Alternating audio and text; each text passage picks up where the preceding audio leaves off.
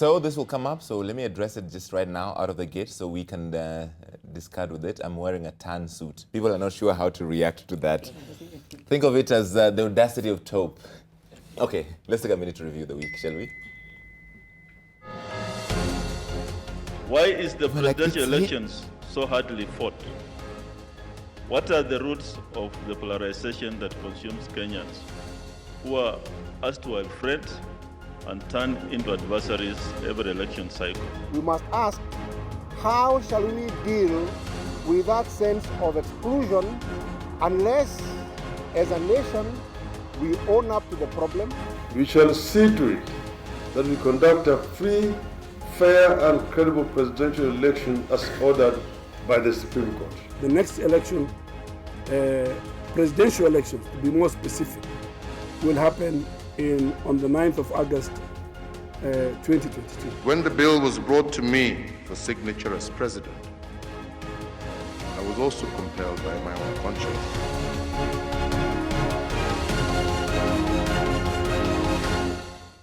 All right, my name is Larry Madowo. Welcome to Sidebar. We have a lot to discuss. This past few months have been quite something, which is why we try to move away from the NASA-Jubilee dichotomy so we can discuss the current political, social, economic moment regardless of how you want to see it. Can we just come at it from a different angle? So I've got guests, no pressure, who have a big reputation to try and address these issues from a non-partisan perspective. Sitting to my right is Seko Wino, who is a head of legal here at the Nation Media Group, also an advocate. Thank you for coming on Sidebar for the first time. Yes. You've been on other shows, but not on Sidebar. Mugambi Nandi is on Sidebar for the first time as well, an advocate as well. Thank you for coming on tonight. Thank you. Zahidra Jan has been in activism since, what, around 1992? Well, You've been in civil society space for some time. a long time. A long time. Long time. You're with the Kura Yangu Sauti Yangu coalition. Yes. And you've been saying some important things about the elections. Yes. Thank you for coming on tonight. Asante sana. And I think it's not your first time. Kwame Owino is the second time on Sidebar, CEO of the Institute of Economic Affairs. Thank you for coming back. And Karo Karuki, welcome to Sidebar for the first time, CEO of the Kenya Private Sector Alliance. And yes, the question is, Kwame and Seko are identical twins, so stop asking. We don't have one person twice. We don't have that technology yet. So yes, let's start with this, Carol. What is the impact of the current situation on your members? That's a very good question. And I think I'm glad that we're moving the conversation away from the season of politics to what next for Kenya. And I think for me, I really want to move this conversation, and I hope that's what we'll do tonight, from the boardroom and academic to really the Mama Mboga and what Mama Mboga really needs to know. Mm-hmm. And I think it's all about economics. And I'm really hoping that as we go forward, we'll discuss nothing else in this country but about the economy, because that's what everyone cares for. And I'll start with an analogy by old Aristotle, and I hope, I wish we all listened. You know, and he says, if you talk to a hungry man and you ask him, what do you want? He'll only say food. Mm-hmm. Everything else is luxury, you know. And so that's where our conversation needs to move to. And so going back to your question on what our members are saying, our members are very keen to end this electioneering period so that we can get back to building the economy. You know, everyone says, you know, we are a private sector-led economy. 80% of our jobs come from the private sector. So the private sector is feeling the pressure to keep doing that. You know? Are you saying you said your members are keen on ending this so we can go back to building the nation? Not go back, to continue. You know, of course, yeah, certain things slowed down with this. I mean, we have to be honest that certain things slowed down during this season, but it has not come to a standstill. And so we don't want that to happen. And so we want to continue to build the economy. We want the investors to continue coming. We want the Mama Mbogas to be on the streets and selling what they sell best. So that we want to continue. But we don't want, it cannot continue if this electioneering period doesn't come to an end, because it will get to a time then it starts affecting the business community. And we've raised some of the concerns in the past of some of the areas that have been affected and all that. And we are looking forward to really looking at the the numbers more closely. We've given estimates and we've given thoughts from the different sectors, but we'll be working closely mostly with the IEA and TIFA and others to really go into the in-depth research of the impact, but with only one thing in mind, to look at what we need to do in those areas to jumpstart anything that had slowed down or to really, really get them to work. It's not so much that we just put the numbers out there and feel sad and feel bad. It's about getting to work. It's about getting to work. However, there's also a whole segment of the population, Zahid, who feel there's something to be said about rule of law, about respect for institutions. There's something to be said about justice, which is some see part of this process. What do you think? Well, I think the whole economic question as being addressed is being divorced from what politics demands to keep this country going. And we've got a fundamental problem with politics in this country. And if you look at all the disinvestment that has actually gone on, multinationals have left, we've lost huge contracts, conferences have gone, it's all based on one premise, that we've got an unstable country based on a political system that is completely skewed, and generally there's unhappiness right throughout in governance and the lack of any justice as far as the politics are concerned. We cannot continue in saying that that will pump in money, that will set up trains, that will do this and things will be okay. Because literally this country runs on citizens being happy on a day-to-day basis. And being not happy just economically, but being able to feel that this is our country, that we are part of this country. And right now there's a complete split in terms of, the people feel excluded, from the body politic. And I think that is the fundamental problem. And I think to wish away and to say that hopefully things will get better, I think is basically a pie in the sky. And if anything, from the way things are going at the moment, and with the polarization of politics and the lack of justice, it's going to get worse rather than better. It's going to get worse. I'm sure there's a whole lot of people who don't want that to happen. But the chairman of the IEBC, Wafula Chebukati, also alluded to this, Kwame, when just before he announced the presidential results. And I want to play for you Wafula Chebukati's connection between the economy and politics. In the words of Nelson Mandela, as long as poverty, injustice, and gross inequality persist in our world, none of us can truly rest. Our constitution is as good as the environment in which it operates. We cannot fix the politics of this nation if we do not fix the economics. Now, many people hold the view that the politics needs to be fixed before the economics can be fixed, but the reality is the reverse. Kwame, do you agree? Well, if I was asking students of economics to look at that and give it a dispassionate view, many of them who understand economic history would not agree. The idea that the economics is on one side of the street and politics is on the other, and so we leave one basket and go and koroga, to use a Kiswahili word, to stir the economic sport, will get us further, is not true. And it is borne by the 50 years of our life, right from our independence.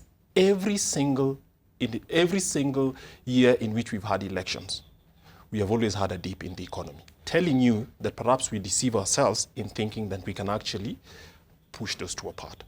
What we are seeking, and I think that's what perhaps we should discuss, is how to get an accommodation that allows us to be using the political moment, or what we call those political moments, basically, to actually not depress the economy. But the fact that they've always changed every single year when we've had, even before our multi-party politics, every single time we've had it, the economy has depressed. So it's just telling us that trying to put those two sides apart is actually trying to do the impossible, which means we need far more decent politics and far more decent economics. And if we need reforms, if that's what it means, is that those must go together. I think it's I use the word seductive advisedly, to think that let's sort one thing about the other. And I think that's what Mr. Chebukati is talking about. Right. But it's not true. Statehood requires that you be able to juggle many balls at the same time. And that's what this moment is reminding us of. So even if we kick this ball, in 2022, we will be dealing with it again. So we actually need to find a way in which we do not scare people who want to invest in Kenya, but at the same time meet the demands for political representation that people want. It is not an either or. And if we make that, we'll be making the mistake all over again. Yes, you want to jump in? I think it's, I like what Kwame is saying. It's not either or, but where do we really put all our energies on? Because when you talk to a lot of people who are even agitating on the public and the real common man, and you ask them, today, what would you really, really want? They'll tell you, I want a job and to be able to do some business, you know. So they're connecting what their needs are with the economic environment, with the political environment. So it's true, we need to figure out both of them, but at the same time, we cannot continue with one over a period of time that it's disadvantaging the other. And so I think that's where we need to draw the line and say, how do we manage this? And how do we manage our politics so that they are not a sideshow, but they are taking their rightful place in terms of conversation away from the economics, so that the country is more focused on where the economy of the country. If you look at the politics even of developed countries, it's always about the economy. No matter their perceptions on different sides of the divide, whether they're conservatives or liberals, they may have different other issues. But the big conversation that determines who becomes the president, it's always about the economy, who really projects what the people really want to hear about the economy. I think there's a fundamental, I think we got an example in Kenya of what good politics will do. If one just looks at the 2002 election, Kenyans were voted the most optimistic people in the world. And we had an upsurge of 10% growth in the economy because we had a happiness about our own lives. We had a satisfaction that we were being given justice in what we believe, and we were part of the body politics. You cannot divorce people's participation in a country. And I think that, you know, that should tell us volumes, because the economy had tanked. And after after 2002 election, we had fantastic growth until we've come back to the same point where elections have become a matter of life and death. Right. And we need to stop that once and for all. Okay. Sekou, this is something that keeps coming up. Can we divorce the politics from the economy? Because you can sympathize with where Kepsa is coming from, the disruptive nature of how our elections have become. I disagree. 50 years of our lives have told us that, even as a country or even as Africa. There's a great paper written by Professor Kibwana. It's standard reading in law school, Human Rights and Economic Development, Which Way Africa, where African countries said, look, let's go easy. And by human rights then they meant civil rights. Let's go easy on the political rights, have single party states, and have this big developmental state theory. It didn't work. We are poorer than we were at independence. We are sicker than we are, and we are less educated than we were. In per capita terms, it didn't work. Now, come back to Kenya. If you look at the constitution, I don't know where this argument comes from. We have to scale the stairs and chew the gum at the same time. There is nothing even within the constitution that tells you that one set of rights, economic rights, for example, must take precedence over the other. There is no dichotomy the constitution creates. They are all in the Bill of Rights. And therefore the challenge of us, and that's why I keep saying, the challenge that we have as a country is one of statesmanship. The quality of person who's able to do his politics and at the same time develop the country. That is where the challenge is. Right. It's not a question of who sees it better. Yeah, and that's why what we have got to do is to make sure that we conduct our politics in the political season, irrespective of its length. We have a constitution that can keep us perpetually in a political cycle, isn't it? And so we've got to make sure that we conduct it in a way that the people in the business for whom the economy is more important, go ahead with your business. Let the people who want to do their politicking or pursue other rights continue to do it. All right. Yeah. Mugambi, this was always going to come up, and Gadara has brought it up straight out of the gate. This wanting to move on past politics is why we keep coming back here. We can't move past the problems we don't fix. Your reaction to that? Before I do that, thank you for the invite, my first time. and it's also great to see the two winners. I've known them for 27 years. Oh, really? Yep. Interesting. Yeah. Oh, wow. And we're very good friends. I still are. There's a line I like about this cat that caught a rat. And the cat thought Almighty did extremely well. But the rat that was caught thought Almighty did very, very poorly. It's the same situation, same scenario, but different perspectives. You cannot divorce politics from economics. I agree with my colleagues here. However, if you are starting from a fresh, clean slate, that conversation is very sound. But if you're already in the situation we are in, that conversation is a little more difficult because we have a political situation and we have an economic situation. So even though you want to marry them, they are at different positions. They are different stages. They are sometimes even at loggerheads, especially because in Kenya, politics has been used as a means to economic empowerment. So I agree the two need to be balanced, but we need to be sensible that we do not lay too much emphasis on the politics, because I think we do that, and sometimes without good reason. If you look at the Constitution, the reason we have devolution was precisely to address the feeling that some parts of the country were marginalized. It's probably not a feeling, it's a truth, because I think sessional paper number 10 did emphasize on putting money where the money was, or where it could be generated, and that left the unproductive sections of this country, and they are huge, they are massive, unattended to. So devolution has tried to answer that question, and I think the conversation around how politics and economics play together needs to be looked at even from that perspective. But that was part of a solution to that problem. Can we enhance it? Can we implement it better? I think we could. Okay.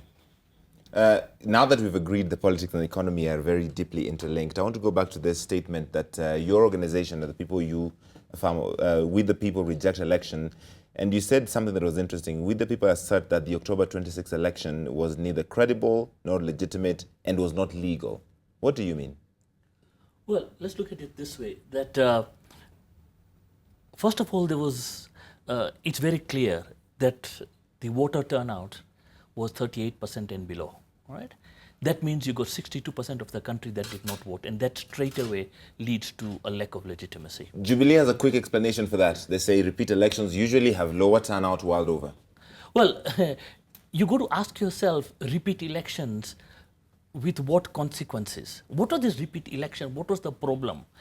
The problem cannot be, it wasn't a repeat election in the normal sense of the word. There was disenfranchisement, there was a complete lack of justice, there was a lack of adherence to the Supreme Court ruling in terms of opening up the servers and getting all those things sorted out. There were demands made in terms of having a level playing field as far as the electoral body is concerned. What has happened is we've had the IEBC, which is less than credible. They've run an election which nobody believes. The chairman himself was quite clear that I cannot deliver a credible election, and then 2 days later changes his statement. He said he was very satisfied when he announced the result. He was satisfied that the changes had been made and everything he had concerns about was fixed. Yeah, I mean, he was concerned. He just went and told the country that he was not. So what fundamentally was he happy about? Just what you'd like to know. You know, I mean, you can't just change your mind without giving us details. So what fundamentally changed? The IEBC has imploded. You know, a commissioner goes into exile. A major figure within the IEBC is actually killed, a few days before the August election. There's massive political manipulation going on, So what is there left in terms of a credible IEBC? It doesn't exist completely. Do you agree, Mugambi, that the election was neither credible nor legitimate and therefore was not legal? Absolutely not. If you look at the numbers Uhuru got on August 8th, and you look at the numbers he got on 26th October, those numbers are not too far apart. If one of the contenders, and a serious contender for that matter, tells his people, don't show up, what else do we expect? In fact, some 80,000 people didn't heed their party leader's call, and they voted for him. So if we were to have a conversation about numbers, he probably also needs to meet those 80,000 people and ask them, by the way, I said don't go vote, but you went to vote. What exactly did you want? The numbers story, I think, is tired. For me, the election was legitimate. IEBC under the Constitution is the body. We reformed it only in January. If we talk about the reforms that are necessary for IEBC, we need to be very clear what we are talking about. Because in January, when we did the reforms, it was changing the commissioners. We said, Hassan and your team, go out, Chebukati, Saint Chebukati and your angel commissioners, get in, do the work, we are feeding you. And then 8 months later, we say they are not okay, we need to reform IEBC. What exactly is reforming IEBC? IEBC is established under the Constitution. So if your reforms is changing from Hassan to Chebukati to Mugambi to Larry or whichever name you like to throw in, then for me that is not reforms. That's actually nonsense on stilts. Because how do you say you're reforming, but you're not saying what exactly it is you're reforming? You're changing people. That doesn't reform the IEBC. If we are talking about the process, maybe there's a point there, because I think in our attempt to run away from manual voting and all of that, which is another story on its own, coming from the Mlolongo days of Moi and all of that, we moved on into this thing we don't understand called digital transmission of results, which became a problem. So if we are talking about reforms, are we talking about that process? Are we talking about the people, or what exactly are we talking about? Did the IEBC have any credibility issues in your view? No. Okay, I think this is where let me explain. This is where it should come in. Let me. Can I just explain really quickly why I don't before Kwame jumps in? If you have 6 or 7 commissioners, one of them, because they don't agree with everyone else, or they don't, they are in the minority for whatever reason, and decide to leave, and you are left with a body that has quorum under the law. What is wrong with that? People leave positions. Okay, Kwame. Let me tell you one. Let's talk about, and this is why we can't separate the politics from the economics. So for instance, one of the things that the IEBC is required under the Constitution is to provide a fair, credible, and transparent process. And so for me, I didn't vote, not because anybody asked me to, because I've realized that after 3 seasons of voting, we are getting worse, so there's no reason to waste my time anymore, and no one is going to force me by changing the Constitution to make me vote. They're going to have to send me to jail. But that aside, I take a spreadsheet, and I work with 2 research assistants at the Institute of Economic Affairs. And you see what the IEBC has posted as results for a specific polling station. You put it on the spreadsheet, given the results that they posted later. And here you are, more people voted than the people who were registered in that polling station. IEBC has a credibility problem. Was that in one instance or many instances? We found at least 3 or 4. Mm-hmm. And that is not because someone has said from NASA or wherever, or Jubilee. That is because I personally did that. Now, look at this, Larry. The job that a returning officer is required to do is very simple. It could be done by a standard 8 child who was sitting the exams this week. Simply count those votes, write them out in a piece of paper, and post that. So we can blame the digital transmission system. But if IEBC, for spending 40 billion shillings, cannot count, we have a problem. And you can talk about transmission, you can talk about the papers. I don't know what those papers are and what the codes are for it. But if that is something that doesn't worry you, and you maintain the view that the IEBC has credibility, then we are definitely reading from completely different, we live in different planets. That is the point. And if IEBC can tell us that they are able to do that, fine, clerical errors are acceptable. But you cannot have consistently that same level of errors, which the court said you're not supposed to have, and then read out to us and try to tell us about the economics. If you can't do simple tallying, don't speak about the economics, please. You don't know what you're talking about. All right, Seko, was the election credible, legitimate, or legal? Okay, for myself, I often reserve, the thing about this is, I often reserve my view on that. I cannot say, because I was not at those 40,000 polling stations. I actually I'm actually following it. Can you speak to the law, because you're an advocate? To the law, I can't say that. It would be an opinion. It's not something that I can sit here and whatever. I have clear issues. If you read, and I always tell people that part of the reason I do this, if I was to argue with anybody about this election, I'd rather argue about what the Supreme Court has found. And I am yet to find more than 3 people, because everybody wants to argue about it. But how many of you have read the 771 pages of that judgment? That's the person I want to debate, because I have read it thrice. Right. That's the person I want to debate. So I say this. The court told them, we have problems with these kind of things. Are we able to deal with those problems? I am not sure they've been dealt with. They seem to be confident that they have. I would want to see their responses to that, because then if a week before the election, the chairman of the Electoral Commission comes and says, I have issues as to whether I can deliver a credible poll, but goes ahead a week later and changes his mind, I may not be there to know what made him change his mind. So I would reserve it. But I think whichever way we say, the IEBC as a public body, IEBC is not a company, which we can tell people like it or you don't. They need to conduct themselves in a way that inspires public confidence. I do not think they have too much of that, to be very honest. They could get vindicated by the courts, depending on what happens later. They will have issues to answer. And at that point, then we may have to leave it to them and say, if a court vindicates them and finds that they held the elections properly, then I would have to live with it as a lawyer. So at this point, I would reserve my views about it, because I do not want to second guess. It's interesting how you don't want to second guess, but you are quite certain, because usually when we have lawyers come on, they say the law is very clear. And then they go on to disagree on the law being... And that's the problem. And that's the problem with Actually, Larry is part of the problem here, and actually with the IEBC. It's a challenge of professionalism. Right.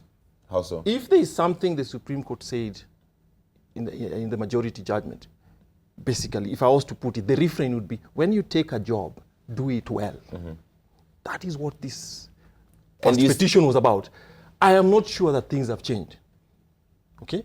Because I do not have anything. But I'm waiting to see how they explain away all those things which were identified with some that you're still seeing as not having been identified. Which was essentially NASA's argument, that they don't think things have changed enough for them to be able to go back and trust the outcome of the process. Let me, I don't want to get into that conversation, but I'll say this. Yes. There are 2 things. One, I think as Kenyans, we first need to move from where we make opinions to be facts. Truth is absolute. It's not relative. And so if you have facts, you put on the table. And if someone else has another set of facts, they're put on the table, and then you argue from there. When there are opinions, it's okay to say, my opinion, is this. So that's one thing. And I think if we move from there as Kenyans, then we'll start addressing the real issues in the country, in the institutions, and all that. But the second thing is how we take things out of context. I've heard that Chebukati statement being quoted so many times, but no one focuses on the statement he made before that and after that qualifies that middle statement. And that's the other thing I want us to really, I hope media can really work with us and help us to really be discussing things in context. I've seen when we have put the number out there of 700 billion loss in this, whatever, no one looked at what the analysis was before and after that number. So if we're going to be able to discuss issues and resolve them correctly in this country, let's be able to put things in context. Let's be able to share where we say it's my opinion, or let me be able to put facts on the table and say, here are the facts, and I can substantiate them. And not only in this kind of conversation, even with the politicians, because the local mwananchi listens to their leaders, who they consider the politicians. So if media can really, really help, when a politician throws a number or a statement, get them to substantiate it, or get them to look or bring out something that where they said something contrary and ask them why they change. That will really help us move forward. You just said something. You're saying 700 billion shillings has been lost in this period.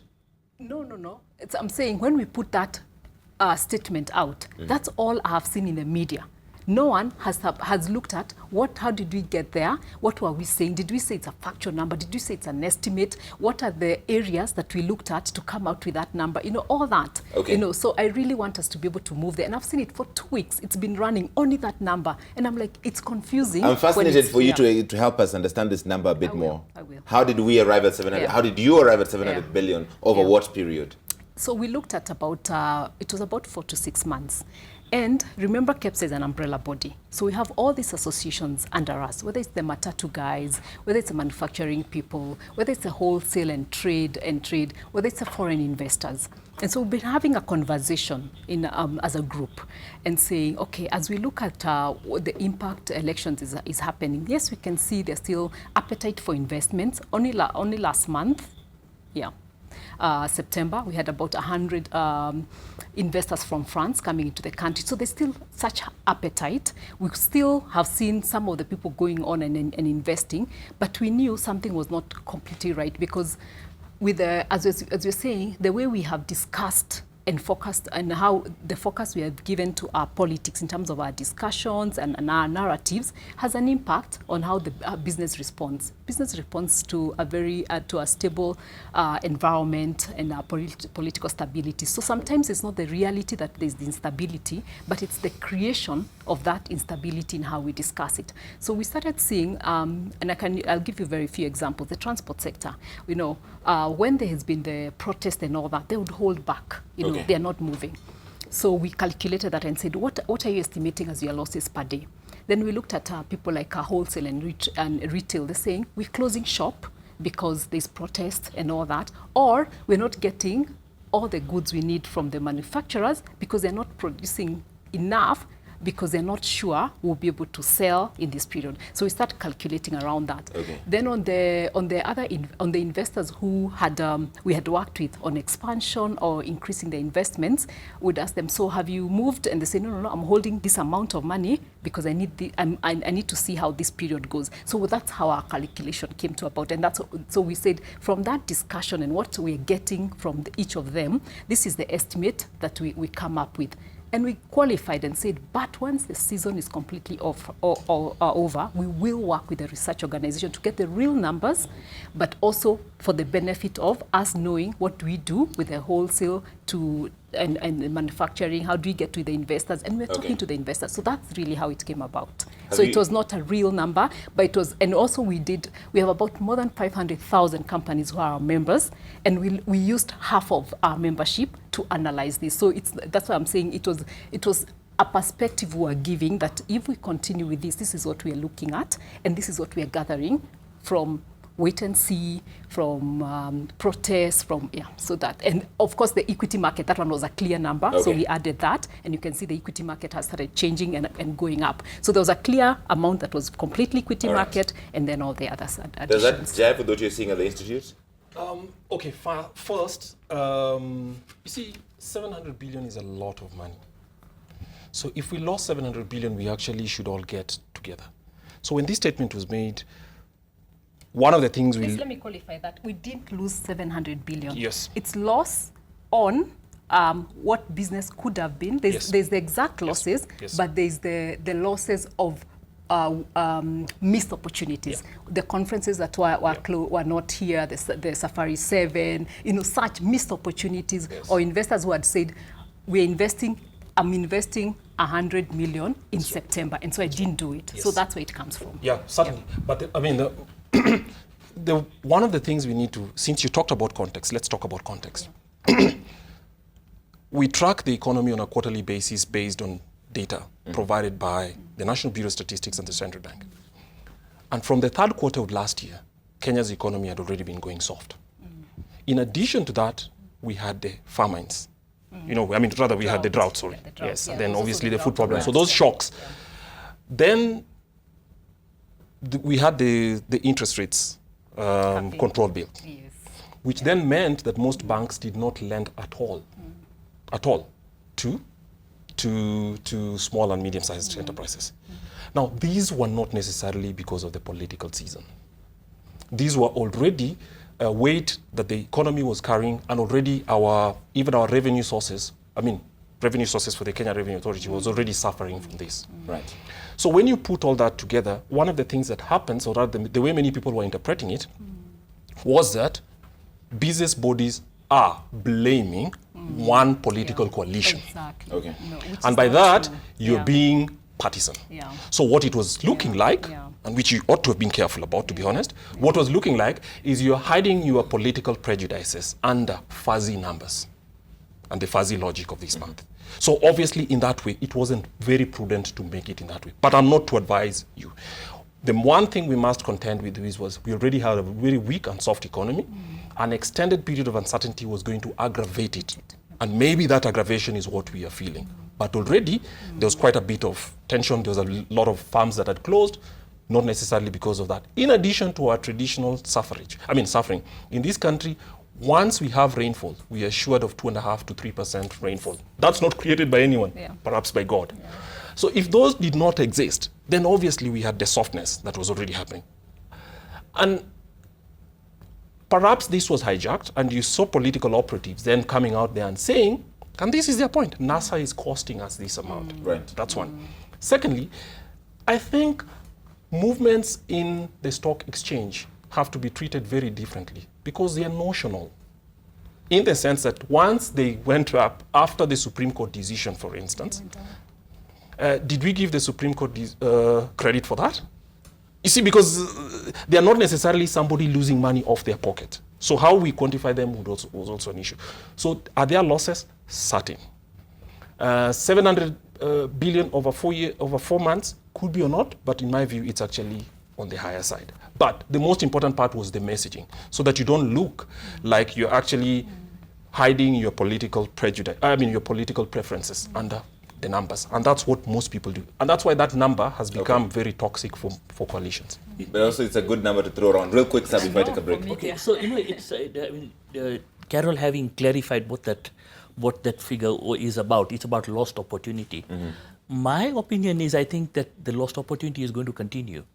In fact, if it was money that we lost and we're hoping that to recover it, in this period, I think the scenario has changed by the redefinition of the loss. The truth is that we can already see political action towards consumer boycotts and instability and stuff, which is even more frightening and worrying.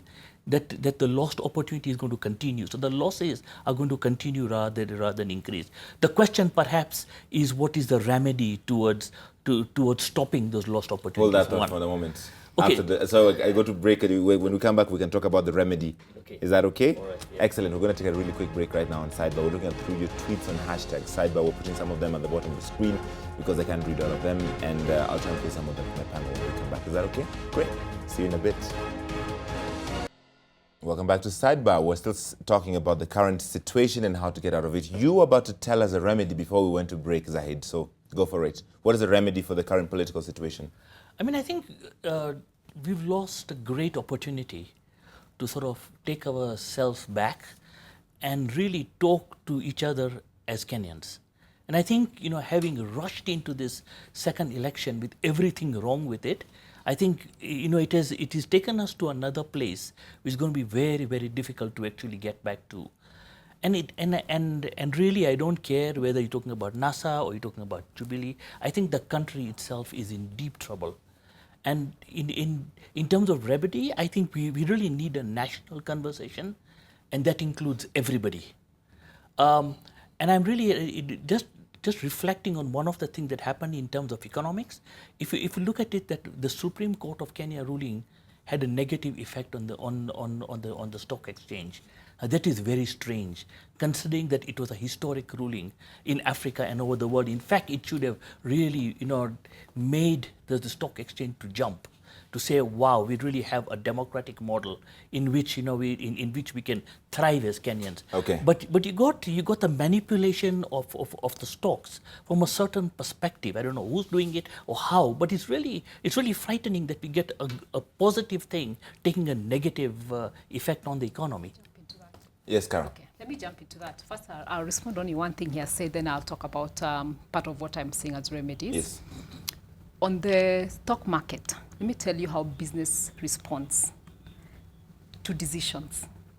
When a decision like the Supreme Court is made, it creates an immediate uncertainty in the market. So that's what leads to the drop. Then when, after 2, 3, 4 days, people start realizing, okay, nothing is blowing up, that changes. And that's why we have seen the market picking up again. So it's that immediate of, okay, what does this mean? Where is it going? So that's what leads to that on the equity market. But it's not a long-term thing unless that uncertainty continues. But once there was certainty, okay, we're going back to elections and everything, then the market starts responding to that. It's just a temporary blip. It's a temporary breach of the way the market behaves when it's not sure who is the leader.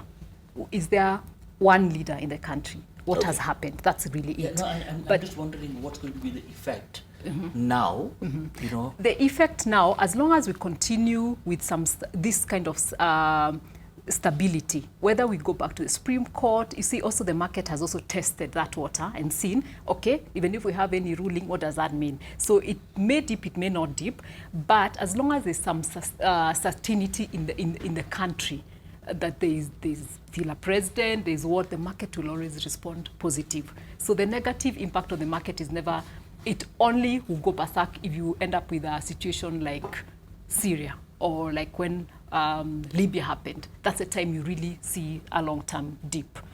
But moving back to the conversation of what next? What next? What's the remedy according to KEPSA? According to KEPSA, and our remedy is, and as we said, both politics and economics are important. It's how we go with we deal with our economics, our politics that determine that could have an impact on the economy. We keep hoping that one day we'll be able to separate our economy and our politics, be like where Germany was having a federal election and the same day they were having a marathon. You know, we hope to get there, and it's a journey. But for the economics, my view is that we need to make the economy a bigger priority.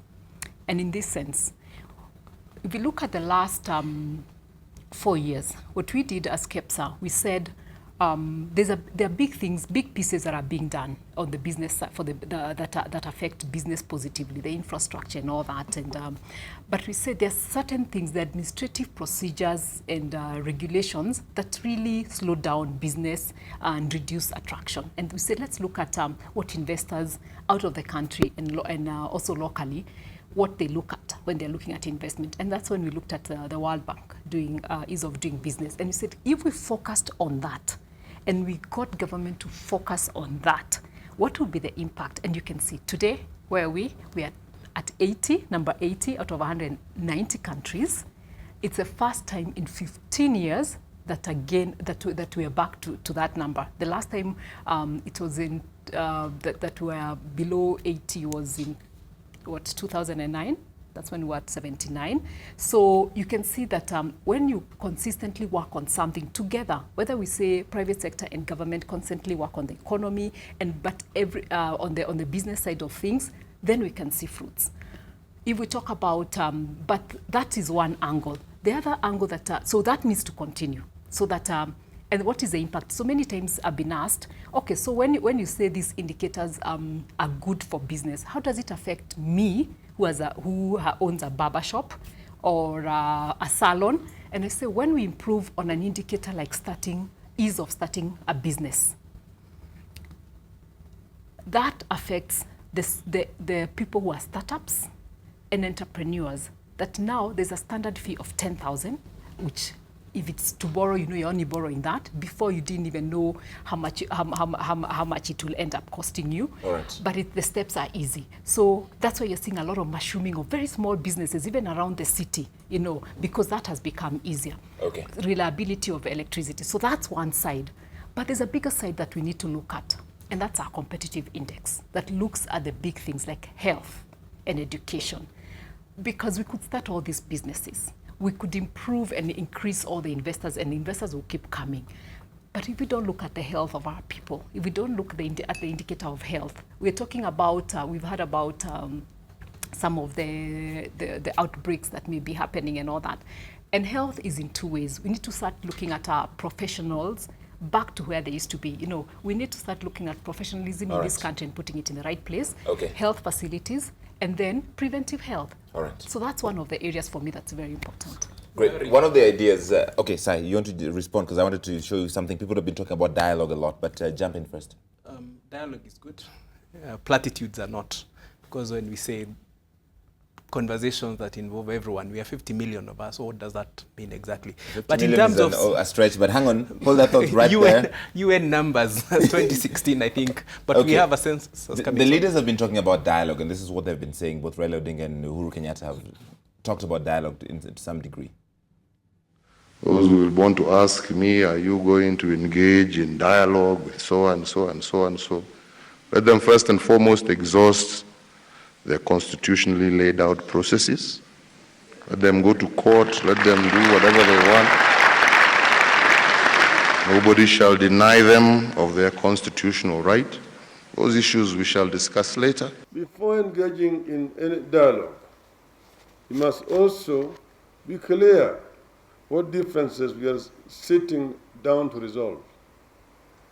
Suggestions have been made that what is needed is a comprehensive, it's a compromise between Jubilee and NASA. There are even those who see the crisis as nothing more than a personal point between Uhuru Kenyatta and Raila Odinga, or the Kenyatas and Odingas, that could be resolved by a private arrangement. This view is mistaken. The political crisis we are in is about free and fair elections. The political crisis we're in is about free and fair elections, so dialogue between the Odingas and Kenyatas won't solve it. That's what he says. Larry, I think when I say that dialogue is good, but platitudes are not, it's because it's easy to say that, let's speak. But the question is, what are we talking about? So in terms of the conversation that we should be having, it should be anchored in law. We should all go back to respecting the Constitution, respecting the rule of law, and respecting institutions. So for instance, if we say that IEBC is not credible, the law does provide for means of removing individual commissioners who have a problem. Why hasn't anybody used that law? It's easy to say they are not credible. I think we also need to talk about economic empowerment. If you talk about property rights to a pauper, to someone who's homeless, to someone who owns nothing, of course they can't understand what you're talking about. So we need to have the conversation about economic empowerment, health, I like what Carol said, education and job creation and things like that. Obviously, the reason we are where we are at is his 50 years of probably not paying attention to those things. So when the burden of 50 years of mistakes is laid upon the shoulders of one man, I think then we are being unfair. We also need to re-engineer ourselves, socially re-engineer ourselves if there is anything like that. And what do I mean? Our leaders come from amongst ourselves. If I want to become an MP for my place right now, all I need to do is say the most hilarious, most stupid things, be a clown, and I assure you that I will win with a landslide. But is that what we should be having? So we need to have good manners as a country, because it is the bad manners that we have as a people on the roads, in our houses, littering, doing all those things that we do. But then we forget that our leaders are drawn from amongst ourselves, and the low standards we've set for ourselves apply across the country. Can I approach this systematically? Do you think we have a political crisis right now? I don't think we have a political crisis. I don't think so. Do we have a crisis of any sort at the moment in the country? We have a problem of one side of the political divide trying to use extra constitutional means to form government, use violence as a way of expressing their political opinions. What you're saying are a lot of Jubilee talking points, sir. You're not addressing the specific issues. You see, unfortunately, the situation where we are in, if you say one thing that doesn't favor the other side, then it seems like you're talking Jubilee. If I say that violence has been used, is that a fact or is that not a fact? I can even demonstrate to you how it is a fact. If you look at the voter turnout in places like Mombasa and I can't remember where else, voter turnout was low, all right, because those are NASA strongholds. But elections did take place in those places. But there's a section in this of this country where elections didn't take place because of violence. So when I say that, then of course I look like I'm saying NASA. If the violence was perpetrated by NASA, surely upon whose shoulders can I put that We don't know that for sure. The reason why this is suspect is because this same talking point about NASA having a militia has been pushed by none other than the deputy president. So it's become a popular talking point because it's been said repeatedly that NASA has a militia, they're presiding over violence. We cover these things. We have seen no evidence that this was planned by NASA. It just happened to have happened in NASA zones. If you're looking for evidence, you saw it at that press conference, wherever it was. I think it was at their head office or something like that.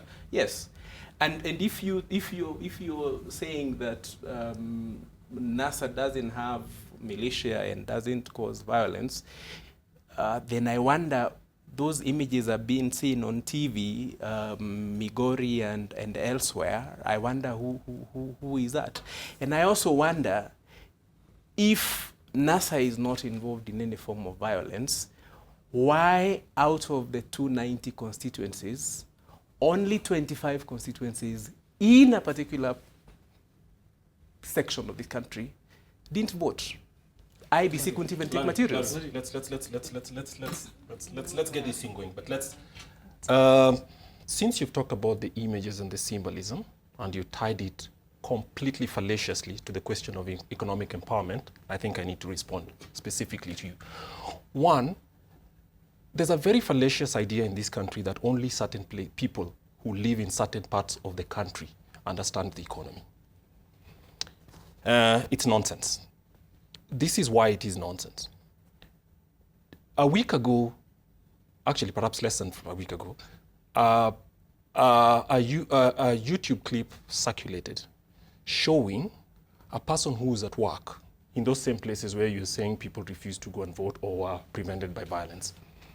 And this guy is riding a motorbike with a woman as his passenger, riding in a very deserted street, probably deciding, look, let me do my job anyway. He's taken over, waylaid, I'll use the word waylaid, by cops, beaten up. His passenger has to run. And then, talk now about economic empowerment, I would think that his tool of business would be respected. Instead, the police broke it down. That guy is today a pauper. You can't then come and tell him that if he open up talks about economic empowerment, what does he know? He's been made a pauper by the action of the state. And that's what tells you that trying to separate economics from politics is completely fallacious. And this is not a simple example. Again, one child, 6 months old, has nothing to do with politics, doesn't even have a card, died because of political action. The parents said, look, we went to work, we came back, we were not part of the demonstrations for some reason. There's collective punishment of people, those same people you're talking about in those 25 constituencies. How do you blame them if they refuse? It does not necessarily mean they listen to the guy you don't like. It just means that they made their own decisions that, look, why should we take these risks upon ourselves? And so as we make these commentaries, I will also have to mention, allow me to get personal. I have lived in the city of Kisumu. Part of my life was in the city of Kisumu, okay? And the idea that these people are necessarily daft, given to violence, is nonsense. Some of the smartest people I've met, and I will challenge anybody, I've met in that same city. So this idea that they are given to testosterone charge, that they are ready to go to the streets to battle people and all that, is nonsense. But people feel that there's disproportionate use of state authority to humiliate people at the personal level and to try to make a political point to them, irrespective of what we can sit here and say, look, the economy matters more. Right. So so one of the things we have to be very, very careful. I mean, you can get away with that anywhere else, but I know this enough to say what you've said is completely blank. You don't know what you're talking about. So the other aspect of this, yes, Seko, you jump in real quick before I ask you a question. No, just ask the question. Great, because what he was saying there is something that Jubilee has said repeatedly, that these people are violent, there's no crisis, it's just people who are trying to use extrajudicial means to gain power. Before you go there, can we move? You actually said, Larry, that we're moving our conversation away from Jubilee and NASA. I think we're going backwards. We need to move our conversation True, but I want to be able to address this because it came up and it's something which speaks to the law, on which he at least is his province. You know, the one unfair because there has been a response to my statement. Honestly, I'll come back to you. You'll have plenty of time to push back. My worry about what this thing is because of the way we are handling it. We are not being very different from the politicians we're talking about, that we seem to think about. I think anybody needs to ask himself, as much as you want to say this, anybody needs to ask himself, why would somebody be willing to go to the streets? And you know, you can talk about him being poor and everything else.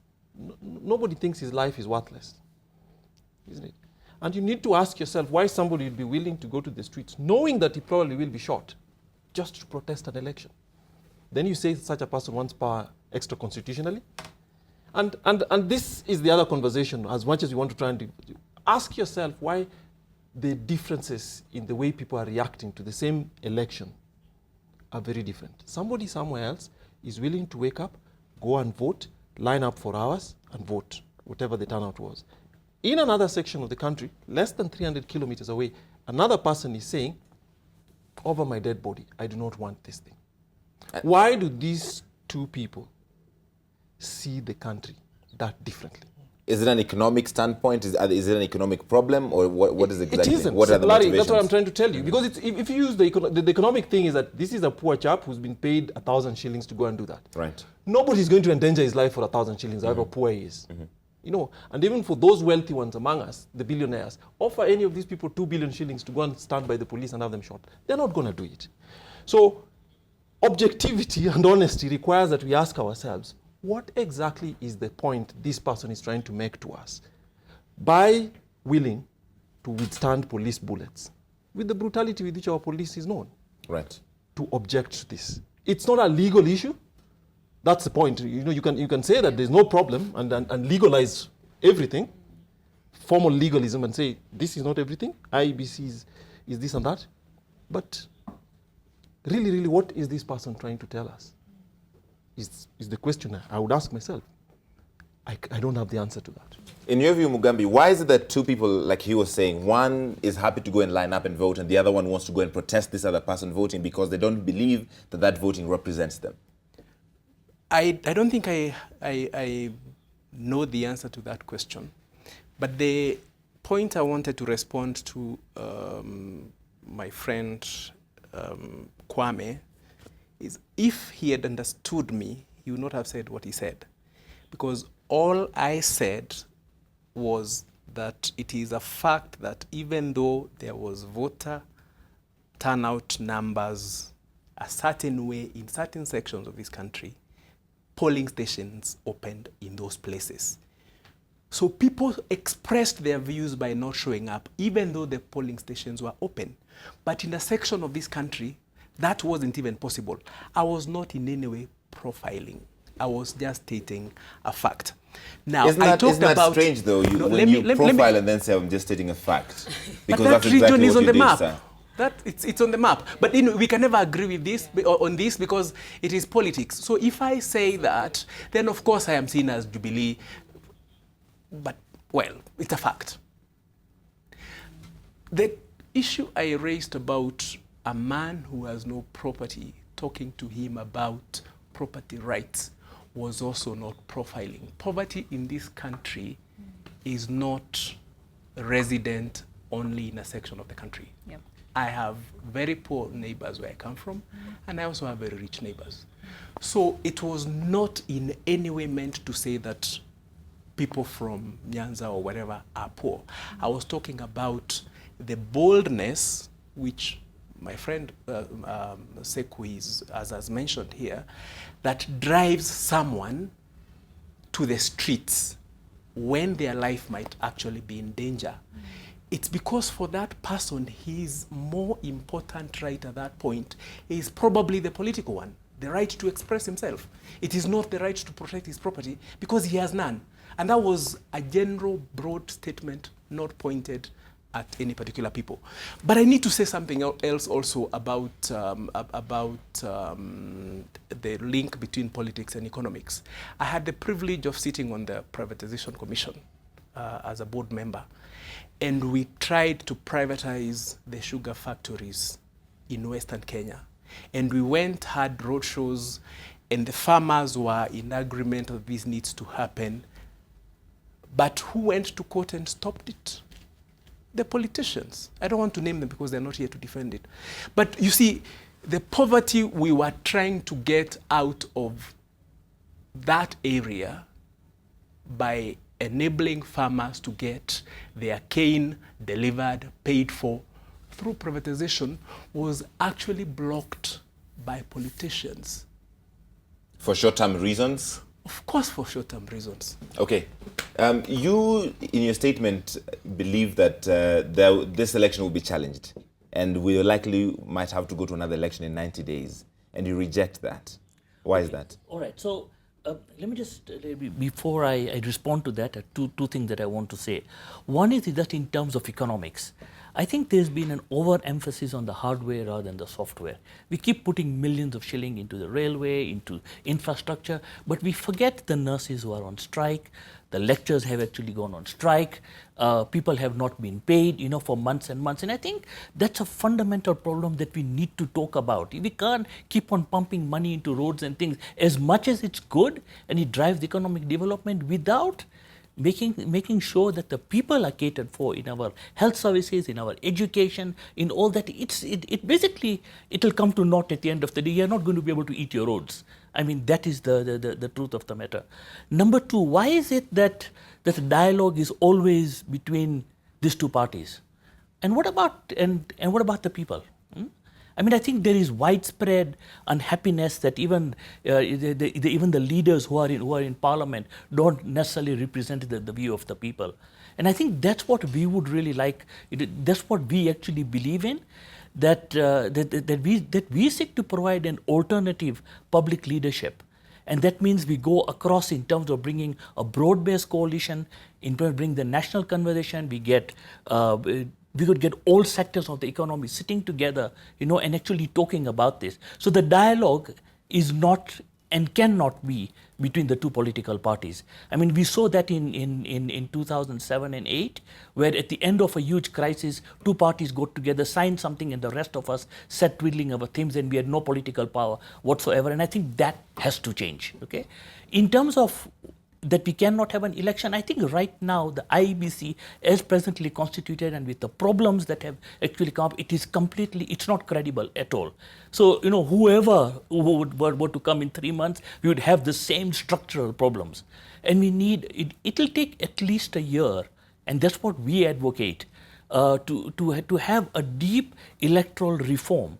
Not in its present form. I mean, even IEBC in its present structural form, has so many problems. And this is not saying that this particular party should dominate or that. I think there is lack of participation in the formation of a free, credible, and honest electoral body that all of us can have. And that means the formation even of those bodies has to be a broad-based consensus thing. So what is the solution if not an election within 90 days? Okay, so there has to because one, what NASA has suggested is the People's Assembly, which will, they say, stay in effect until a legitimate presidency is in place, according to them. And they hope that they will then have some recommendations of a task force that they can put to county assemblies. And the only dialogue Raila Odinga has said he's willing to entertain is dialogue about how to hold another credible election in 90 days. No, I think that is not, it's not feasible in our estimate. So he's going to hold another election in 90 days under the same IEBC? I mean, that cannot be a position that you can even work on. There has to be a really deep electoral reform in terms of we need to really examine what is the IEBC, what is our electoral system all about?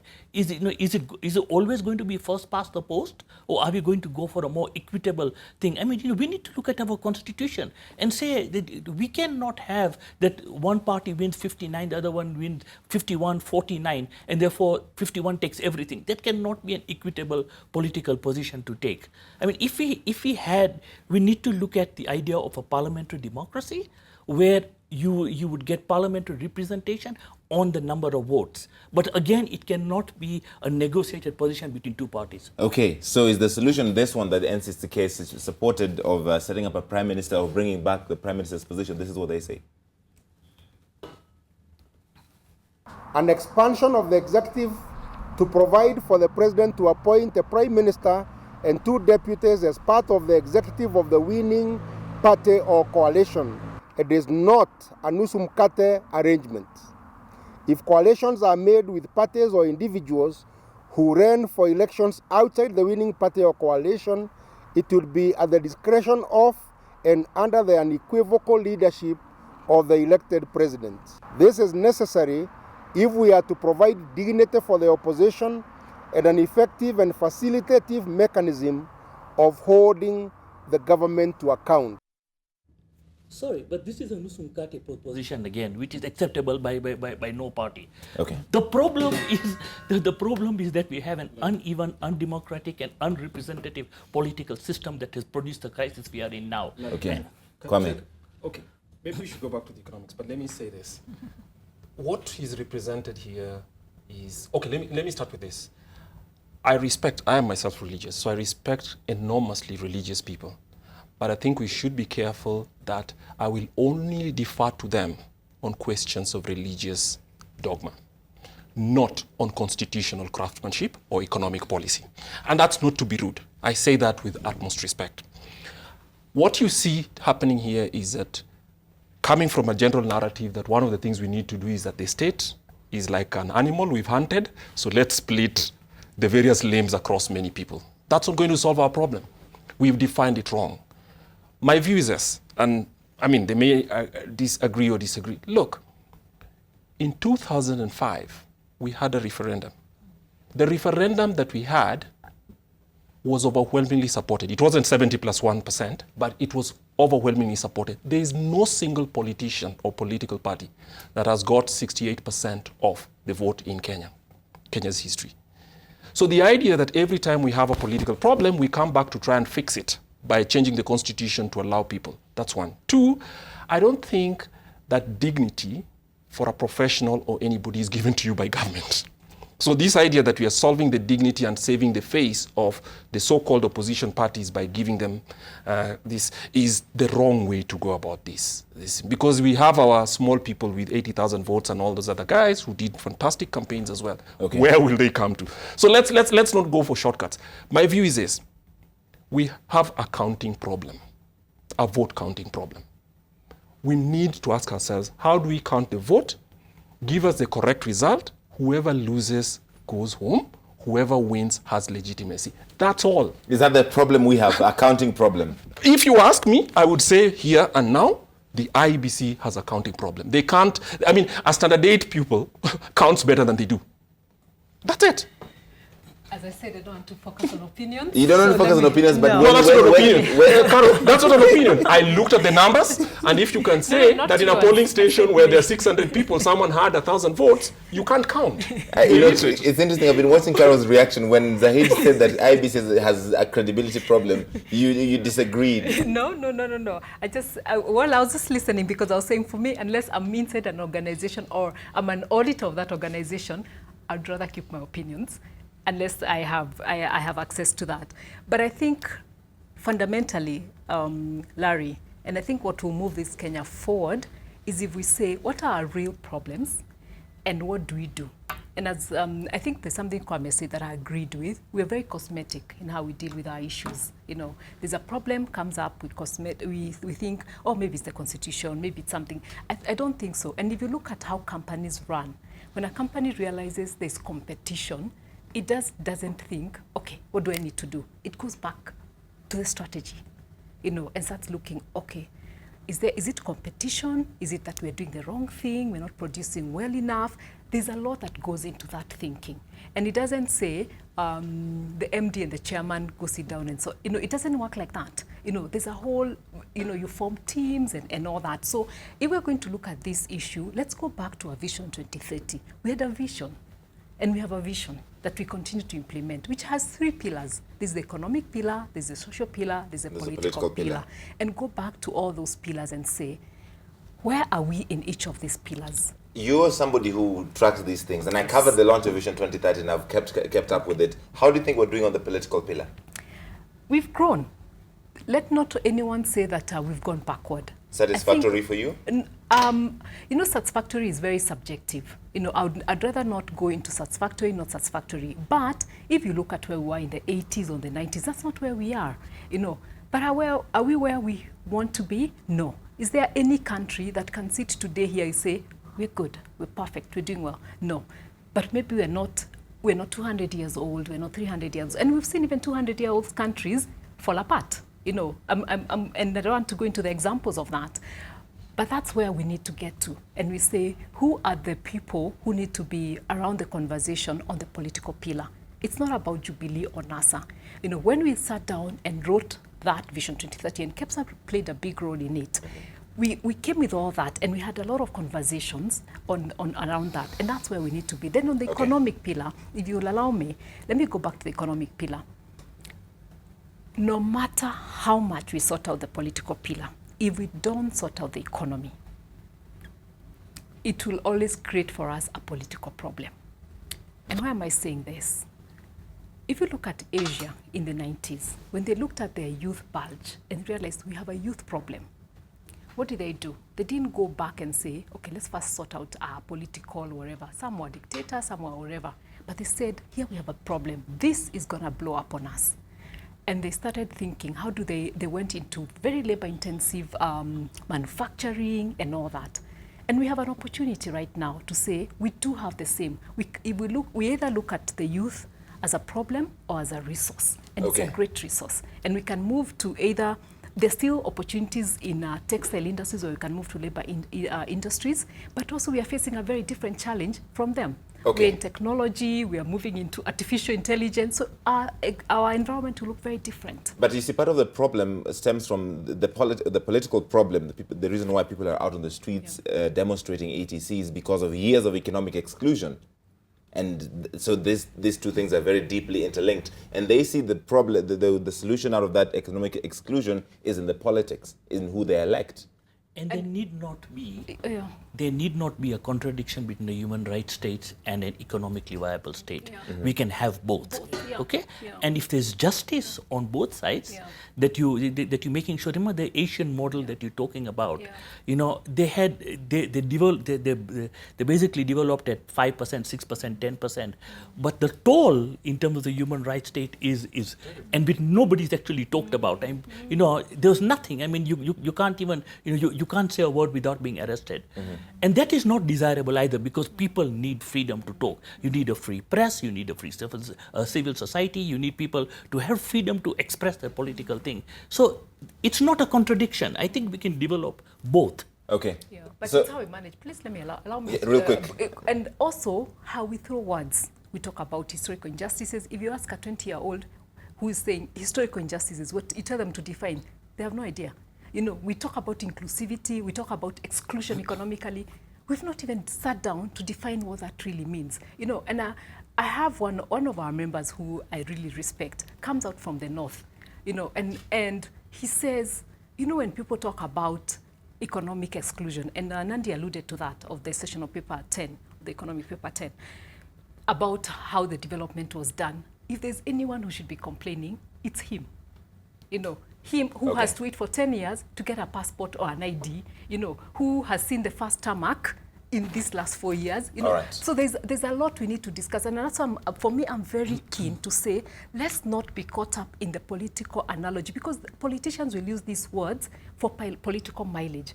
We who are Kenyans, who are the leaders of our different sectors, we need to start saying, what do those words mean today, 2017, and how do we deal with them? Great. So one of the solutions suggested was what the church leaders were saying, Seko, which is let's create a prime minister position. And what Canon Karanja says, to give dignity to losers in this process. It's not about losing dignity to this. I actually think there's some currency in the political and whatever language that there's a problem with the constitution. There isn't. Kenya's failure is not constitutional failure. It is not constitutional failure. It is not a constitutional crisis. It is not a constitutional conflict. Kenya's failure is a failure of statesmanship. You know, the kind of constitution that we are carrying new wines in old wineskin. See, we were used to this big man syndrome. I am president. I am county commissioner. I am mheshimiwa. The constitution that we have today requires, for it to gain its proper traction as it's requires a president, or whether you're a governor or a president, who governs from the middle, basically resolving things transactionally. But we are used to this top-down thing where I have said it, I am president. You ignore those whom you do not like, and you dismiss those whom you do not like, and you embrace those whom you want. And why do I say this? Look at Article 131 of our Constitution. Aware of all these things, I'm surprised Caroline is saying that there are 20-year-olds who do not know. They may not know. But we have a 539-page thing called the Truth, Justice and Reconciliation that tells you about things that happened just 25 years ago. So what does Article 131 say? It says first that the president, among other things, 131(1)(e), that the president is a symbol of unity for the country, national unity. A symbol is something. I can say this is a symbol of health as clean water. Right. But then it goes ahead to 131(2)(c). The president shall promote and enhance the unity of the nation. He is required to do it. That is the failure. I'm going to say it. Let's be honest. If you're told, because that 131 says the president is, among other things, head of state, head of government, commander-in-chief. We've seen him perform all those. When he wants to show his commander-in-chief, he dresses in military fatigue. Those who don't like it are reminded.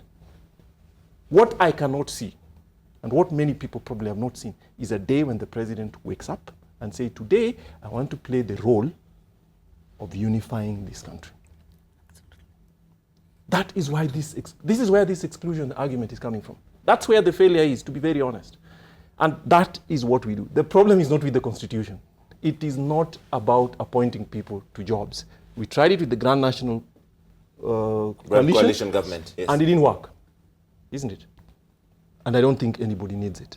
Nobody requires you to give jobs to people you've beaten at an election. Because the way they see it is this winner-take-all arrangement, where if I win, then I take everything. And if you create a position of prime minister and then 2 deputies, then everyone, even your second, can get something and the president can appoint them, and you don't have contestation. That is not in his JD. His JD is not to appoint people he's beaten. Yeah. His JD is to take steps to unify the country. That's where the failure is. Do you believe he doubts that the president has had that 131(2)(c), promote and enhance the unity of the nation, that he has failed in that aspect, and that's part of the problem? I'm not sure I can give an assessment of that, because it's not something I've thought about before. What I know is that I've seen him visiting all parts of this country. Maybe he could do more, but I think it's a good point. I've actually never thought about that article in the context in which we are discussing. Is the Prime Minister's position a solution?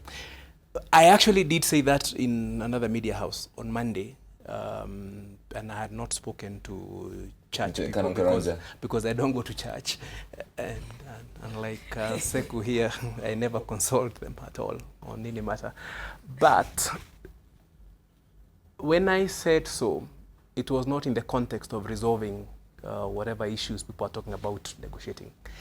Is our constitution okay? I think largely yes, but it does require changes. I have no doubt at all that it requires changes. I think I am overrepresented.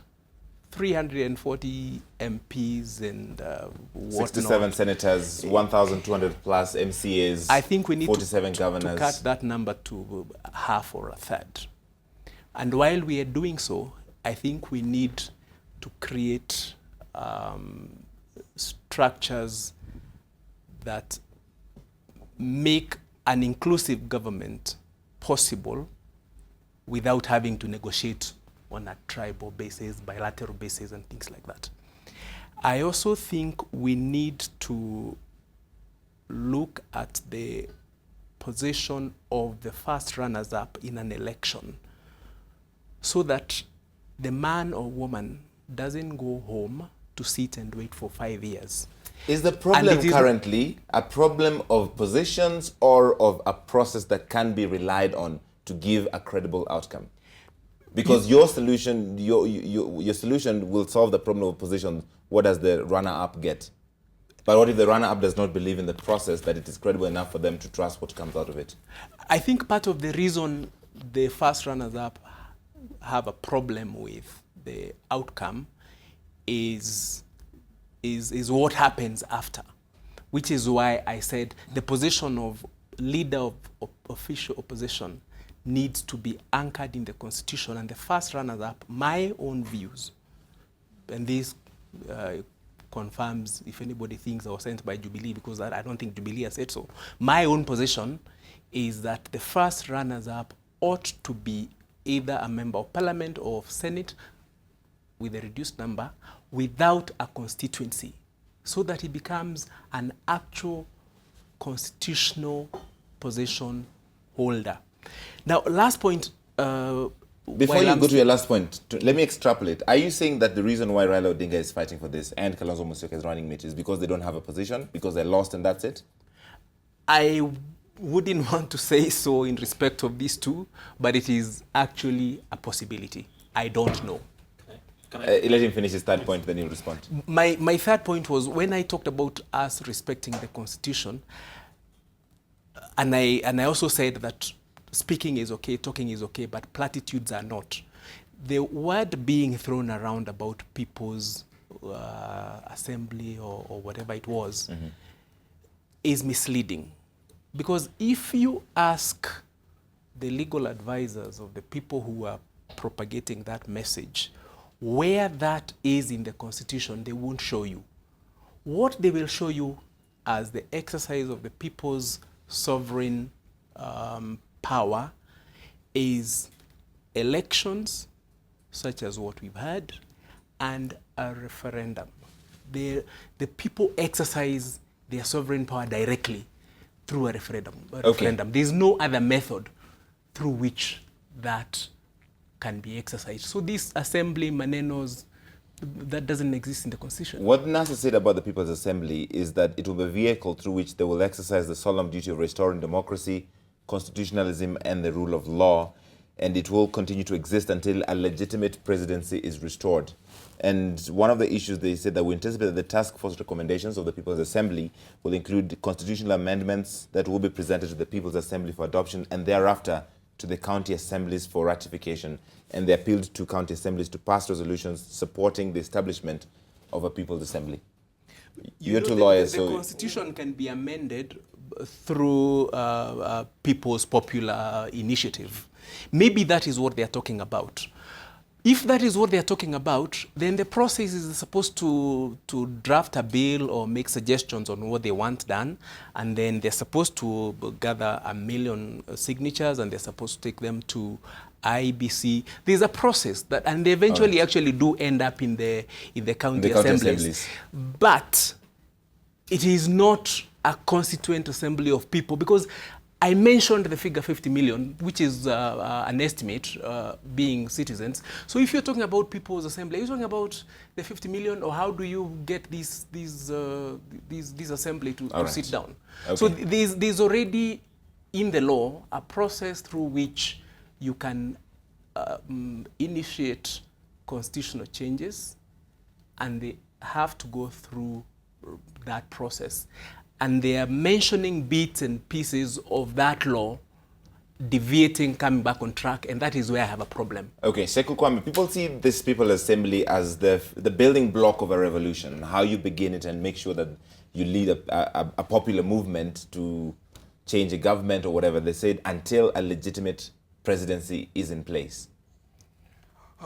Can you let me go back to the question about accommodating the position of a prime minister? Mm-hmm. You see, one of the things, and coming back to the platforms, one of the things that our political, to be honest, our political processes towards elections are very sophisticated, in the sense that people develop manifestos and platforms, and they go out there and speak to the private sector, and they speak to other people saying this is the stuff we'll do, for that reason elect us. It would be a complete, we'd create a complete mongrel if we then ask, graft onto the constitution as we have today, a prime minister's position, or whatever other position we do for accommodating somebody who lost. Because consider, for instance, today we have Uhuru Kenyatta, president, then telling somebody he beat, which is a Kuro court, please come and help me implement the constitution, or rather, the manifesto, that I beat you because people did not prefer yours. They preferred mine. But I'm thinking I am not sufficiently, I have no gravitas to implement it, therefore come and help me. I mean, what would that do? It would do nonsense to this policy discourse about what people would achieve. Because that's the first part. So I think that's an idea we have to forget. My view is we have to accept that when we have politics and when we have a decision that people have to make and people vote freely in a credible process, the loser has to take it. So this idea of trying to cushion losers because we think it's a very close one. Yes, I don't know what dignity. There's nothing more dignified. To be honest, there's nothing more dignified than running and getting 80,000 votes. Isn't that what the second guy had? There's nothing more dignified than that. And getting that 80,000 Kenyans who would fill several stadia, woke up in the morning to some guy they've never met and shaken his hand, and actually believe that you can drive this country forever. And of course, the president had 7 million there's nothing less dignified in actually contesting fairly and losing fairly. So the problem is, let's not run away from the fact. I personally think that the IEBC, for all the resources we've given it, has done a poor job. And it reflects something that we do as Kenyans. We throw money at problems. And when we don't throw money at problems, we throw law at them. This is essentially an institutional performance problem. The IEBC, in my view, and that's not a partisan view, though some people may read it as that, has performed poorly. I took their numbers, put it through the spreadsheets, and some of their numbers don't add up. So they have an adding problem. Maybe we should have primary school teachers, or rather standard 8 students, actually just do the problem of counting. And so we can't resolve that. About revolution, we should be very careful. I mean, in my mother tongue, or rather, in an African language, let me say this to try and be funny. There's an old African saying, it might not be an old one, but because I'm old and African, that the tongue is a witch. Mm-hmm. Be careful what we utter.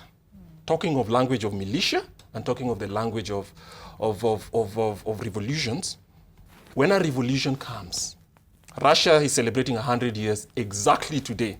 Let's be very careful what language we use. I am entirely a free speech person, but especially people sitting in the executive who should have security knowledge, but also knowledge about the history and how some of it was actually Bolsheviks, and rather the royal families and the imperial families telling them, get your revolution. Please, let's be careful what we wish for. So let's try and avoid that talk, especially for people who should be responsible and have taken an oath to defend our constitutional dignity. I don't think that would happen, But if we ever got to the point where it will be, we will look at this point and say, there was a moment upon which we could have taken a different turn.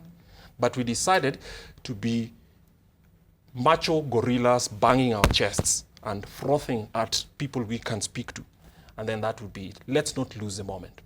But the final point is, I think whether we are policy actors on the economy or politics or social policy defenders, one of the things we have to do is we shouldn't fix Kenya because we will have a riot or because we will have a civil war. We should fix Kenya because every Kenyan deserves to live in dignity, not to be shot in the streets and have your brains peel out to defend a political result. That's not dignified any more than you should be able to go to work without somebody burning your property. And I am not prepared to say that we can actually trade off one against the other. So both of them need to coexist. Zahid?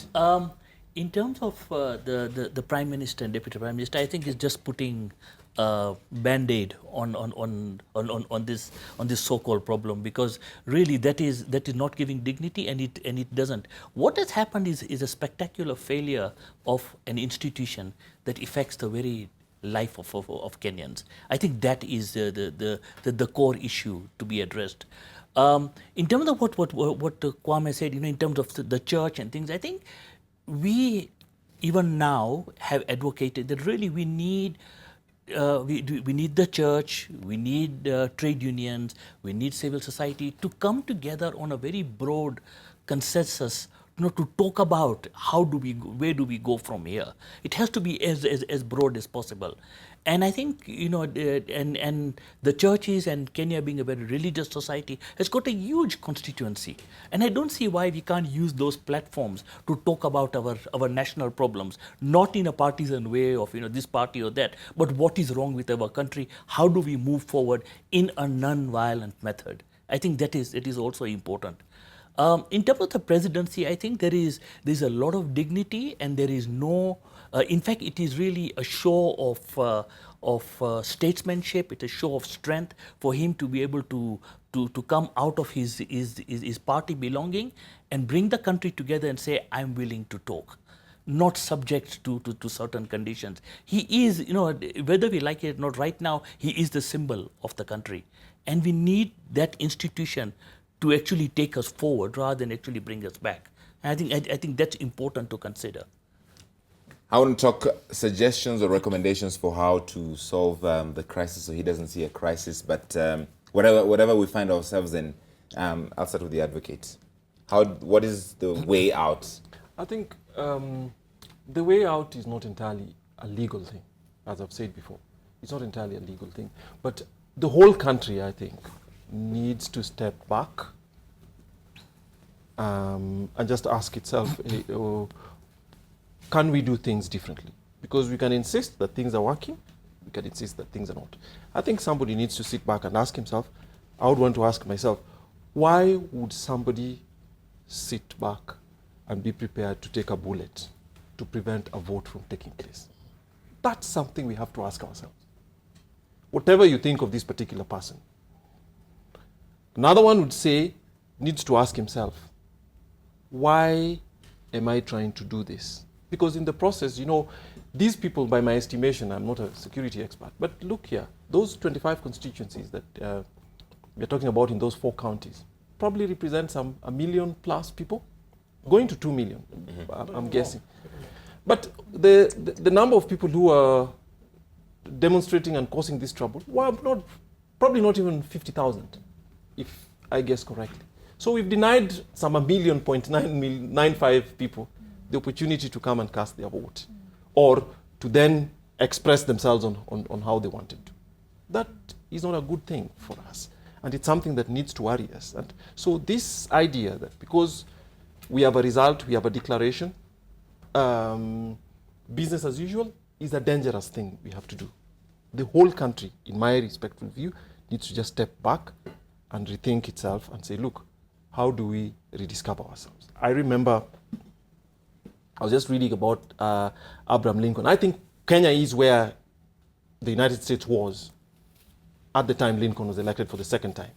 And in his inaugural address, the second inaugural address, he concludes with the words that with malice toward none, and charity to all, he takes that as his obligation. He didn't leave to fulfill it, but there's a sense in which he resets the country and said, look, we've had a war that has gone behind us.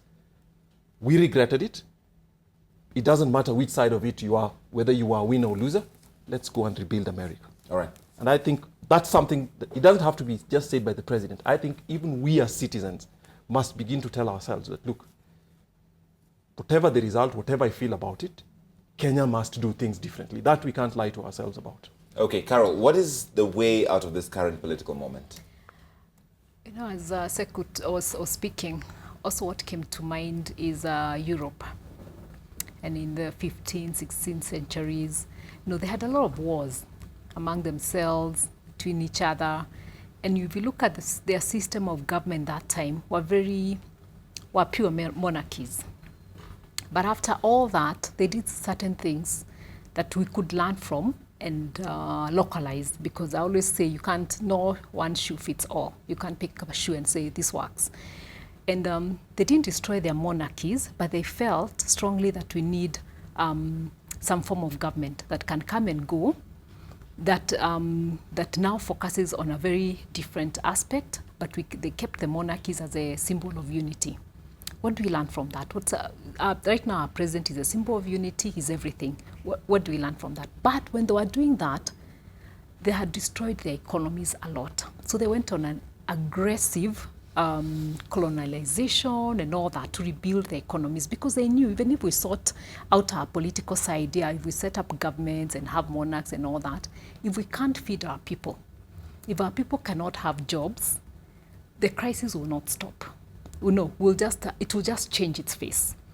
And that's where we are today, you know. So that whole thing of stepping back is a great thing, but also it's to peel the onion to the real issues. I think our political economy has really been hijacked by the politician. And the politician is always thinking about, what can I gain out of this? But we who are not politicians, we are all leaders. I think we should not abscond our duties of leaders to thinking the politicians are the only leaders. We all are.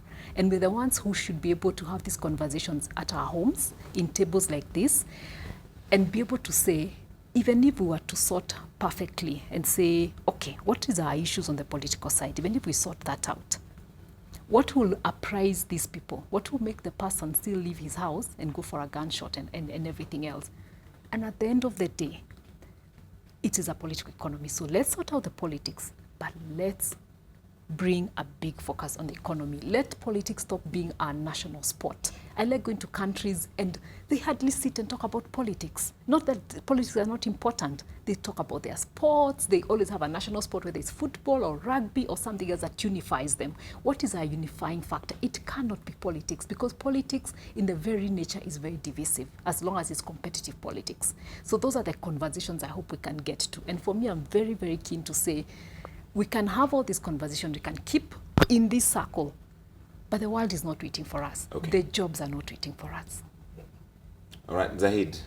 I want to just give two examples of how integrated we are, even if you look at the security forces and the people. And the two examples that happened in Kisumu, you know, during this period. One was there was a tweet and there was a story about this stoning and fighting going on between the GSU and the people. Mm-hmm. And then at some point they used to cause a ceasefire, have water, talk to each other, said, let's come back at 2 o'clock and talk, you know, and they start stoning it. I mean, that actually happened. But more interestingly was when this big water cannon went to Kisumu and it got stuck. It got stuck. Who helped them out? The protesters. The protesters, you know. They helped push it. Absolutely. So that shows that we are one, that we are not, that the military, the security forces, people are not two separate forces. They are part of, you know, of one nation that needs to actually talk to each other. But talking about, you know, in terms of the way forward, I think it's very clear to us as we the people that the solution is not legal, it is political. No matter what happens in terms of another Supreme Court ruling or whatever, we need a political solution to sit down on a broad-based factor and not just two parties across, and have the entire sector sit down as a nation even if it means, a national convention for us to sit down frankly and have a convention of what is wrong, what are the fundamental structural changes that need to be done, and then we decide how to move forward. Okay. Jackson, bring this up because this is the same water cannon you're talking about, which earlier in the day we had this live. This water cannon was basically dispersing youth, and this was our coverage at the time. And you see what there it is. And later that same day, it got stuck, and the same youth it was used to disperse helped push it out of a ditch. Yes. So that's what Zahid is referring to. Puncture. And the fixed puncture. Yes. So for free, they didn't charge. Yes, and then they said, let's go back at 5 o'clock, we can continue the fight, whatever it was, but that's very indicative of that we as Kenyans, right. Talk to each other, we are part of the same fabric, so there's no reason why we should not have this national conversation as a people to say we only got one Kenya. We need to make sure that the Kenya stays alive. Okay, you've made your point. Mugambi. I think one of the biggest problems we have as a country at the moment is intellectual dishonesty. And this is across the divide. So that the moment Otieno opens his mouth, the first thing that comes to my mind is, that's pro-NASA, and vice versa. So I think we need to stop our intellectual dishonesty because it is not helping anyone. If an idea is good, I don't think I should care whether it comes from my tribesman or from someone else. I think that will help us engage in the discourse that we are talking about from a better position. I think we also need to abandon violence as a means to expressing ourselves. And again, I know, of course, confirmation bias, he's already talking about a certain part of the country. That's not what I'm saying. I think violence from whatever direction ought to be abandoned as a means of expressing views, whether they are political, religious, or whatever. I think we also need to respect institutions as a country. If IEBC itself, the entity, not the commissioners, has a problem, then address those problems. Don't say in January that we are reforming the IEBC. In fact, the call then was no reforms, no elections. But the reforms was to change who the commissioners were. Let's respect institutions. So if it's an institution that has a problem, deal with it. If we have a legislature that is supposed to be our representatives under the Constitution, let's respect it and use it. Let's not form a parallel assembly or by whatever name you want to call it outside the law. If the Constitution has issues, it has mechanisms of self-correcting through the people. Those mechanisms ought to be put into place by people who feel that there are things we need to change. Okay. Finally, I think when I say that we don't have a crisis, it's because from a legal perspective, IEBC, the body empowered to do whatever it did it. It's empowered by law to make the declaration, they did it. Anybody dissatisfied with that, for whatever reason, has recourse to the Supreme Court. Okay. So when I say there is no crisis, that is the context in which I'm saying. So of course we can create it. We can create a political crisis, but we do not have a legal crisis as far as I'm concerned. This is the second week in a row that somebody has come on the show and said we should stop intellectual dishonesty. Last week, Farah Maalim was here and he said we as a country need to stop intellectual dishonesty. So based on what you've said on the show today, do you think you've been intellectually dishonest? No, I don't think so. I don't think so. I can be wrong, of course, on an opinion, which is a different thing. But I, and anybody who knows me, Sekou here has known me those many years, he will tell you that I am blunt. I do not say things that I don't mean. Great. Kwame, Yes. what is your way out of this current situation we're in? Okay, two things. First, I think it's another platitude to say respect institutions. because institutions are created, or rather, institutions are not organic. They are a function of the Constitution. If we have an institution called the IEBC, in my calculation, I just calculated it right here, I think they've received 37 billion shillings to run the elections. And they cannot tally a form of 600 voters. I do not respect it, I am sorry. They've got to get it right. Because if they'd gotten it right the first time, we would not be here. So we will respect institutions, but they owe us the duty to abide by all the laws and regulations that they themselves have put forth. So institutions, we have to call institutions to do better. And institutions are not just institutions, even the presidency. If, for instance, he has not done well enough, fine, he's built SGR or commissioned it.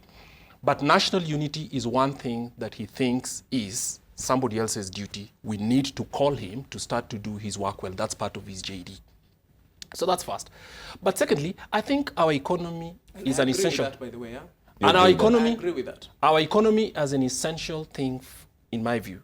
And let me tell you, I spoke to my colleagues, so maybe you set me up. I set this up. I talked to my colleagues and asked, what should I say about the economy? And this is it, because I work at the Institute of Economic Affairs. We are think tanks, so ideas. Whatever your political inclination as a Kenyan, the government does not collect any less taxes from you because you live in Kisumu or from anywhere else. So you must call upon the government. Secondly, we can't choose for the people of Kisumu how to assert their rights. So if you think you can assert your rights by meeting in a boardroom with the Minister of Finance, go ahead. The person in Kisumu who wants to assert his rights by saying, I will come to the street and demonstrate without arms or without weapons that I am unhappy, you cannot start having your nose in the air against them, telling them they're not property owners. But the third one is just basically the trend in Kenya. If you look at it, whatever you may say, we have a result from the IEBC. And Mr. Chebukati tried some do-it-yourself economics. It's usually dangerous. But when you look at it, there's something that will require us to be together whether we like it or not. In the next few months, this country is going to have to live up to its financial obligations to people we owe money. And if we don't have a political settlement and we spin it together with this economy we are speaking about will spin so quickly, we will all be in a limbo. So the sooner we get all ourselves together and have all hands on deck, irrespective of who's playing the role of signing laws and all those other things, the better. That is an imperative that requires us to work together and to be less. This idea about frothing in the mouth and telling people we have done this, what will you do, and that you think that you can get people's consent through military means or paramilitary means, I think those days should be gone. And if everybody shows, I think as well that as the administration in public, you have an obligation that is constitutional. People you call the opposition don't necessarily have it. So the guy who should be the big guy and have more decorum is actually the guy who has an oath to defend that. So the idea that you say will not allow anarchy, but behind that is to tell people that we will beat people to actually accept what we want. We should be above it. I think nobody can. Let me say this. I think, and this is my assessment, not of the IEA, nobody can rule 1/4 of the country or 30% of the country without their consent. It's expensive, and it drags the same economy that concerns all of us. So you brought up a legitimacy question that I was trying. No. I mean, my view is that don't tell people that the only way I'll convince you. We should build powers of persuasion. Okay. So that you tell people that, look, I won't send guys who look like they came from the space age to speak to you. I can speak to you and reason with you. All right. Can I add one last thing? Really quickly, yes. Okay, two things. Well, one thing now, two things. Okay, Carol, go. Sorry. I think the other thing that we must start doing as a country, I think we have this, sometimes I talk to people, then they say, but we don't have the access to the president. And I tell them, laws and legislations are done in parliament and in the county assemblies. They have public hearings. So when you tell me you have no access to be able to talk to government, parliament is part of government and is the one that makes laws. So it gives no one in this country an excuse not to participate in the political economy. Right. You know. But lastly is when we speak, again, as we were saying about facts and opinions, we also need to be careful. When you speak, we would be very careful to say, I'm speaking for so-and-so. You know, have your constituency, you know. And if you don't have a constituency, say, for myself, this is how I see things going. Because we have people who come out and say, we are this. And when you look behind them, you can't see constituency. You know, pastors have their congregations, private sector has its constituency, so and so has whatever. That is also very important to be able to deal with the real issues. Otherwise, we will take people's opinions and we think they're talking to over multitudes of people. Research organizations have done their research. We're able to borrow from that. That's very, very important also. Okay. Before we go, can we look at the tweets? Are you guys ready for the tweets? No. Who knows what might be in there? It's a great big mess. Hassan Ibrahim says, it is delusional to imagine that the injustices we have in Kenya can be solved by amending the constitution. So I think one of you had talked about that. Alan Ogera, Karo Karuki, please know that whatever economy you grow will grind to a halt again if in 5 years, if the electoral process is not resolved. Political economy. Sanata Bijula, Raila withdrew from elections without consulting Wananchi, but now wants the same people to fix his mess. Dishonesty. So I guess that goes to the dishonesty you were talking about. Iwanjala, accept and move on attitude is a disease here. Mugambi fellow insists on profiling while the other panelists engage in a very brilliant debate. Mugambi is only intellectually dishonest fellow on sidebar. I can live with that. You can live with that? Yeah. Great. Steve Kadongo says, our problems emanate from the fact that our politicians are not best economists. They're just pure populists. Isn't that what politics is about, though? For you to be a good politician. And finally, Castro Bala, why should we postpone our problems? Let's solve them once and for all, so that we don't, I guess, have them coming back on. Mkulima Mdogo, social, economic, and political aspects are largely intertwined, intersected, and defines the foundation of a given society. Oops, my computer's acting up. I apologize for that. If a subset is struck off from the mix, definitely will destroy the same. Our political rights have been stolen. We can't accept and move on. A great place to end it, right? Great place. Also, Mkulima Mdogo, you have 108, what is that? How many? 240 tweet characters? How many did they increase them to? And he really used them very well. The extra characters that Kwame and the rest of us don't have in Mugambi. Ladies and gentlemen, thank you so much for coming on tonight. Karo Karuki, Kwame Wino, Zahidra Jan, Mugambi Nandi, and Seko Wino. We appreciate your time. And half of the tweets are just about the two of your twins. Would you guys come back on again another time? Because this was really great. Tag teaming. Would you guys come on? Is that something you agree on at all or you disagree on? There are things we disagree on. Yeah, we do. I mean, we I see things differently. We are not under any pressure to have to agree. Yeah. Okay, great to know. Do you have 30 seconds for me to let out a secret about them? Yes. When they were in primary school, in order to tell the difference, one was to wear black shoes and the other one was to wear brown shoes. Really? And because they were very cheeky, they would exchange one shoe each. Brilliant. That was when I came in, I wasn't sure which one I work with, so I had to be very careful. Really, thank you all so much for coming in. We're back next Wednesday at 8 p.m. and 10 p.m. Here on NTV, and I'll see you on Wednesday. When am I on again? Sunday on Decision 2017. Thank you for watching. Good night, or is it good morning?